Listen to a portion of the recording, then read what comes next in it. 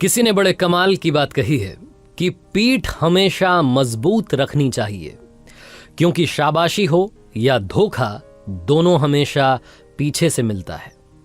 Hi guys, मेरा नाम है आरजे कार्तिक और आपके लिए एक छोटी सी कहानी। ये कहानी आपको सिखाएगी कि जिंदगी में जब धोखा मिले तो क्या करना चाहिए। बात पुराने जमाने की एक व्यापारी का प्रेम विवाह हुआ। उनकी लव स्टोरी की लोग मिसाल देते थे। वो कपल शानदार कपल के नाम से जाना जाता था। लोग कहते थे कि प्यार हो तो ऐसा हो। हर किसी को उनके एक ट्रेडिशन के बारे में मालूम था। पूरे नगर में जब मशालें बुझ जाती थीं तब भी उनकी छत पर एक मशाल जल रही होती थी, पूरी रात जलती थी। उनके प्रेम के बारे में वहां के राजा रानी को भी मालूम था। एक दिन राजमहल की छत पर खड़े होकर के राजा साहब अपनी रानी के साथ में आकाश निहार रहे थे, चांद तारे देख रहे थे। उसके बाद में नीचे अपने नगर को देखा। अंधेरा था, लेकिन एक मकान की छत पर मशाल जल रही थी। दोनों ने एक दूसरे को निहारा। उसके बाद में चर्चा शुरू हुई। डिबेट होने लगी इस बात पर कि उस व्यापारी का जो प्रेम विवाह हुआ है, उस कपल के बारे में लोग कहते हैं कि बहुत प्यार है दोनों में। ये कैसे हो पा रही है, शादी इतनी सक्सेसफुली कैसे चल रही है। राजा ने कहा कि सारा जो साथ है वो पति दे रहा है। पति बहुत समझदार है, उसकी वजह से वो रिश्ता इतना खूबसूरत है। रानी ने कहा ऐसा नहीं है, पत्नी बहुत समझदार है, पत्नी बहुत सभ्य है, संस्कारी है, उसको समझ है कि रिश्ते को कैसे संभालना है, उसकी वजह से रिश्ता इतनी खूबसूरती से पनप रहा है। दोनों के बीच में डिबेट होने लगी। राजा ने कहा वाद विवाद करने से कुछ नहीं होगा, एक काम करते हैं, एक छोटी सी परीक्षा रखते हैं। रानी ने कहा ठीक है, क्या करना है बताइए। राजा ने कहा हम व्यापारी की भी और उसकी वाइफ की भी परीक्षा लेंगे और मालूम करेंगे कि दोनों के बीच में वाकई में प्यार है कि नहीं है। एक आइडिया इन्होंने तैयार किया। रानी ने अपनी एक दासी को अगले दिन व्यापारी के पास भेजा, अपने एक संदेश के साथ में, एक मैसेज के साथ में। वो जो दासी थी व्यापारी के पास गई और जाकर के कहा कि रानी साहिबा ने मुझे भेजा है और रानी साहिबा कह रही हैं कि अगर आप, मुझे कहते हुए थोड़ा सा हिचक हो रही है। व्यापारी ने कहा बोलिए ना, क्या बात है, क्या कह रही हैं रानी साहिबा। तो दासी ने कहा कि रानी साहिबा कह रही हैं कि अगर आप अपनी पत्नी की हत्या कर दें तो रानी जी आपसे शादी करने के लिए तैयार हैं। वो आप पर मंत्रमुग्ध हो गई हैं, आपसे मोहित हो गई हैं। व्यापारी ने कहा कि आप मेरी तरफ से उनसे माफी मांगिएगा और उनसे कहिएगा कि 1000 रानियां भी आ जाएं तब भी मैं अपनी पत्नी को नहीं त्याग सकता, जिंदगी भर उसके साथ रहूंगा, उसकी रक्षा करूंगा। वो दासी ये मैसेज लेकर के वापस रानी के पास आई। अब की बार जो थी बारी वो राजा की थी और अब टेस्ट होना था उस व्यापारी की पत्नी का। राजा ने एक नौकर को वहां भिजवाया, एक संदेश उसके साथ में भिजवाया। नौकर ने जाकर के उस व्यापारी की पत्नी को कहा उसी दिन उसके घर पहुंच करके कि एक संदेश राजा साहब ने भिजवाया है और वो कह रहे हैं कि अगर आप अपने पति की हत्या कर दें तो राजा साहब आपसे विवाह कर लेंगे और आपको हमारे राज्य की रानी घोषित कर देंगे। जो व्यापारी की पत्नी थी उसने कहा कि आज रात में 2 से 3 बजे के बीच में हमारे घर की छत पर जो मशाल जलती रहती है वो बुझ जाएगी और जब वो बुझ जाए तो समझ जाइएगा कि मैंने अपने पति की हत्या कर दी है। मैं राजा साहब का ये जो प्रस्ताव है इसे मानने के लिए तैयार हूं। नौकर ये मैसेज लेकर के दौड़ करके राजमहल गया, राजा को बताया कि वो व्यापारी की पत्नी आपका प्रस्ताव स्वीकार कर चुकी है और आज रात में वो अपने पति की हत्या कर देगी, उसने कह दिया है।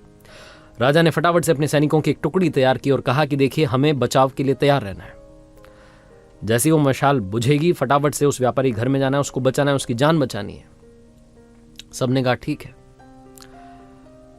राजा राजमहल की छत पर चढ़ा, रानी भी साथ में थी। दोनों देख रहे थे कि क्या वाकई में वहां मशाल बुझेगी या नहीं बुझेगी। चौंकने वाली बात यह थी कि 2 से 3 बजे के बीच में मशाल बुझ गई, क्योंकि व्यापारी जब वापस आया था अपनी दुकान से तो खाना वाना खाने के बाद जब सोने चले गए थे, सारी बातें वैसी ही चल रही थी जैसी चलती थीं। लेकिन इस बीच में उस व्यापारी की पत्नी ने खेल कर दिया था। व्यापारी की पत्नी ने एक फांसी का फंदा तैयार किया था और 2 से 3 बजे के बीच में अपने पति को ही फांसी पर लटका दिया था। जैसे ही वो मशाल बुझी, राजा के सैनिक दौड़ करके उस व्यापारी के घर में गए। व्यापारी की पत्नी को तो गिरफ्तार कर लिया, लेकिन उस व्यापारी की जान को नहीं बचा सके।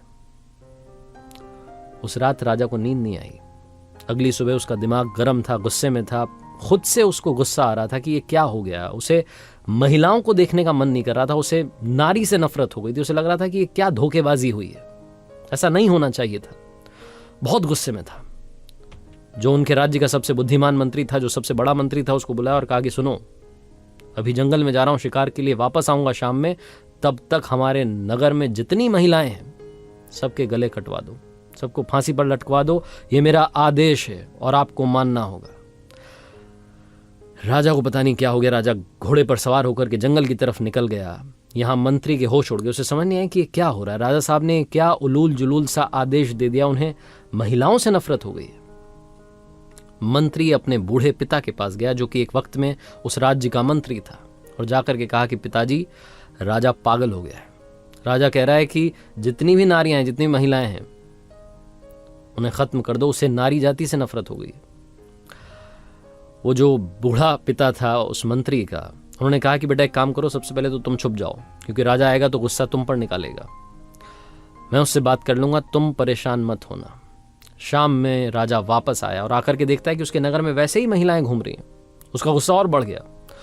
अपने राजमहल में मंत्री को ढूंढा, नहीं मिला तो उसके घर पहुंचा। घर जाकर के पूछा तो मालूम चला कि मंत्री वहां नहीं था। वहां था उस मंत्री का बूढ़ा पिता। उस मंत्री के बूढ़े पिता के पास राजा गया। उस मंत्री के बूढ़े पिता ने कहा, राजा साहब की जयकार हो। राजा साहब कैसे आना हुआ? राजा तो गुस्से में भरा हुआ था। उसने बोला कि तुम्हारा बेटा कहां गया? उसको मैंने एक आदेश दिया था, उसने माना नहीं। अब मैं उसका गला सबसे पहले कटवाऊंगा, मुझे उससे नफरत हो रही है। मंत्री के बूढ़े पिता ने राजा से कहा कि मुझे मालूम है आप क्यों परेशान हैं। आपके एक फैसले की वजह से एक व्यक्ति की जान चली गई, और आपके सामने जो आपको लगता था कि प्यार वाला रिश्ता है, वो धोखेबाजी वाला रिश्ता निकला है। आप वो जो धोखा मिला है उससे परेशान हैं। इस बात से आपको अंदर ही अंदर इस बात ने इतना परेशान कर दिया है कि आप सारी नारियों को खत्म करना चाहते हैं।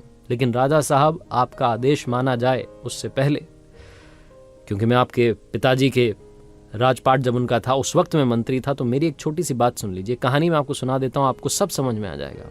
राजा ने कहा, सुनाइए फटाफट से, क्या बात है आपके पास? तो उस मंत्री के बूढ़े पिता ने, जो एक वक्त में उस राज्य का मंत्री था, उसने एक छोटी सी कहानी सुनाई। उसने कहा कि राजा साहब, एक बार मैं आपके पिताजी के साथ में शिकार के लिए निकला था। हम रास्ता भटक गए थे। मैं जंगल में अंदर की तरफ चला गया, मुझे बाहर निकलने का रास्ता नहीं मिल रहा था। तभी मैंने देखा कि एक योद्धा अपने घोड़े पर सवार होकर के आया। उसने रस्सी मुझ पर फेंकी और मुझे बांध करके अपने साथ ले गया। मुझे पता नहीं था कि कहां ले जा रहा है। मुझे कब्रिस्तान में लेकर के गया। जब कब्रिस्तान में लेकर के गया तो मुझे लगा कि मेरा खेल यहीं खत्म होगा। मैंने बहुत अपनी जान बचाने की कोशिश की, लेकिन वो बहुत ताकतवर था। एक कब्र के पास में, उस कब्र के ठीक नीचे की तरफ, उसने एक गड्ढा खोदना शुरू किया और मुझसे कहा कि चुपचाप मेरा साथ दो। हमने मिलकर के वहां 2 कब्रें खोदी। मुझे तो समझ में आ गया था कि एक में तो मुझे दफनाया जाएगा, मेरी मौत होने वाली है। दूसरी में किसको दफनाया जाएगा मुझे पता नहीं था। वो जो योद्धा था, वहीं पास में खंडहर था। फटाफट से दौड़ के गया उसकी छत पर। उसने मुझे घोड़े से बांध रखा था और उस छत पर से एक सरकटी लाश नीचे फेंक दी। मैं डर गया, क्योंकि वो जिसकी लाश थी, ऐसा लग रहा था कि अभी अभी उसका मर्डर हुआ है, अभी अभी उसकी हत्या की गई है। वो योद्धा उतर करके वापस नीचे आया और मुझसे कहा कि सुनो, इसको दफनाना है।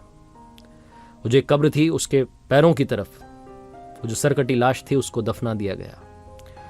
मैं डर रहा था राजा साहब। मुझे लगा था कि ये जो दूसरी कब्र है, इसमें मुझे दफनाया जाएगा।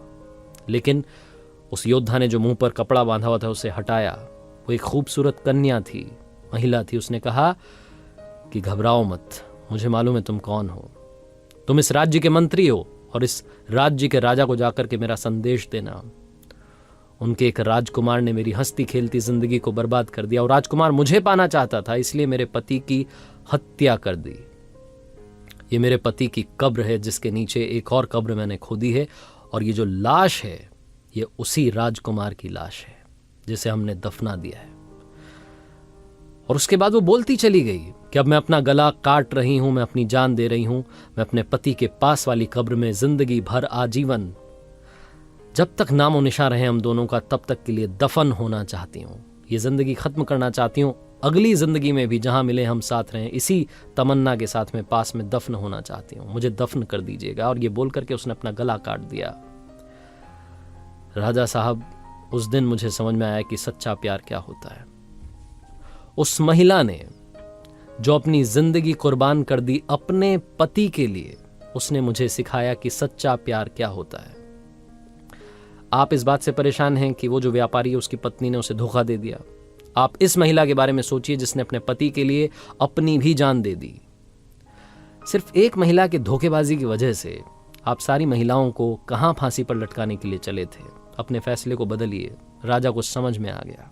कहानी बहुत छोटी है लेकिन हम सब के लिए बहुत इंपॉर्टेंट मैसेज लेकर के आई है। हम सब लोग जिनको कभी ना कभी धोखा मिला है, हम अंदर से टूट जाते हैं। हमें लगता है कि ये लड़का ये लड़की खराब है। सारे लड़के खराब होते हैं, सारी लड़कियां खराब होती हैं। किसी एक व्यक्ति की वजह से जिसने आपको धोखा दिया है, बाकियों को भी उसी तराजू में तौलना बंद कीजिए। जिंदगी में हमेशा हमेशा याद रखिए कि अगर बुरे लोग इस दुनिया में हैं तो अच्छे लोग भी इस दुनिया में हैं। और अगर आपका एक रिश्ता टूट गया, आपको एक जगह से धोखा मिला है, इसका मतलब ये नहीं है कि आपको हमेशा ही धोखा मिलेगा।